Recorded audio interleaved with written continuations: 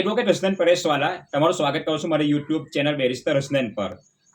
વર્ષ 2024ના રમઝાન મહિનામાં હું ગોધરા શહેરના ભોરવાડ વિસ્તારમાં આવેલી હુસૈન મસ્જિદના પાછળના વિસ્તારમાં ફેંકાતો કચરો, ત્યાં બાજુ મચ્છરો અને જંતુઓના ત્રાસ વિશે ગોધરા નગરપાલિકામાં આવેદન આપ્યું હતું।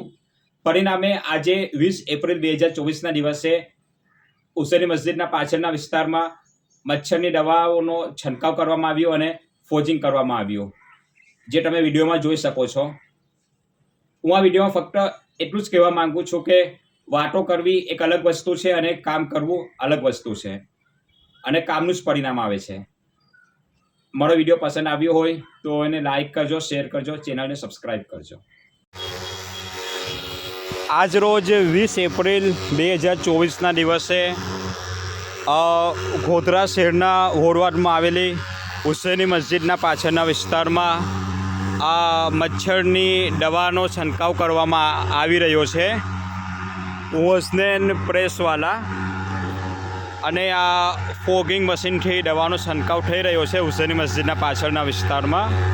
આજે 20 એપ્રિલ 2024નો દિવસ, અને તમે જોઈ શકો છો વિડીયોમાં।